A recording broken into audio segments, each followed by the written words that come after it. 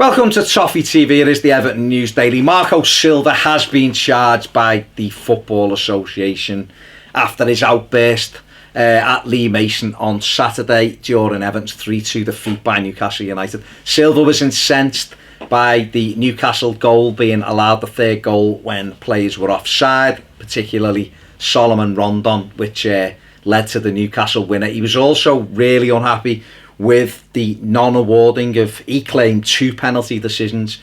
The Sigurdsson one, for me, I'm not so sure about, but the Luca Dean one was 100% a penalty, which Everton didn't get. No surprise there. And it looks as though he may face a touchline ban. The FA and Premier League are deciding on the punishment for the Everton manager.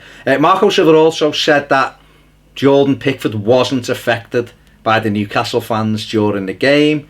That to me is nonsense. I think Pickford's reaction during the game and coming off the pitch says otherwise.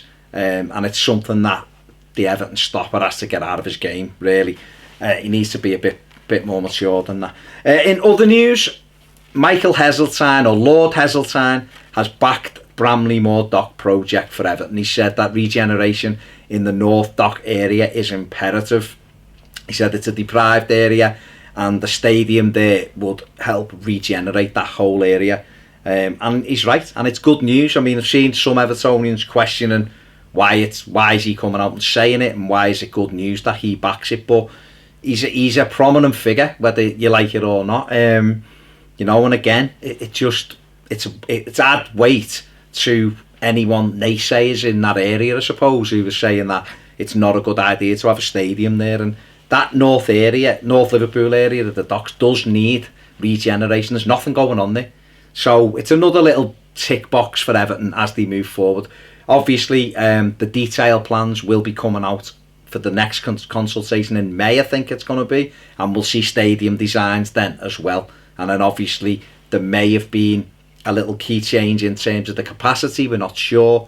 And certainly we might get some specifics about the safe standing, the rail seating in Bramley Moore Dock. Fingers crossed, that is what we want. Everton under-23s are in action tonight against Arsenal. Marcel Brands is in attendance, so a chance for some youngsters to shine ahead of the last 8 games. I think Everton could do with winning a couple of games first, and then maybe getting a couple of those in and around the matchday squad going forward.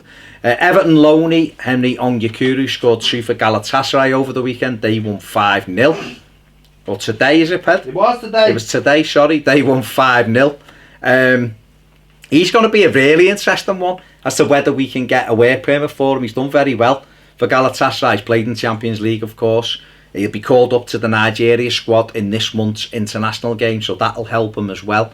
And it's going to be, it really is going to be interesting as to what Everton do with him. Everton get a work permit for him and then let Marcel Brands and Marco Silva assess him, or will Galatasaray just come in for a big money bid for him and let him go? Interesting to see. Sandro didn't score again this weekend. He played for Real Sociedad, and I've seen a report today by Spanish journalists. I think he's played 16 games without a goal this season. And he was basically saying there isn't a cat's chance in hell Sociedad will want to keep him. He said he's worked hard, but he just hasn't done the business. I think the 2 clubs he said he could potentially move to, one Real Betis because they've got the money, but he said they'd probably be looking for a more high-profile centre-forward than Sandro, and Malaga, if they could get promoted, might want to take him back. That's where he enjoyed some good times before he came to Everton. Otherwise, he's going to be rocking back up at USM Finch Farm in the summer, and we'll have to see what he does. He might have a great pre-season this year and score 31 goals in 4 friendlies. Who knows?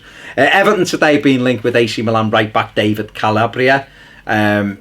Again, another right-back mentioned. It was Thomas Munier. We've had Wan-Bissaka, although that's never going to happen now.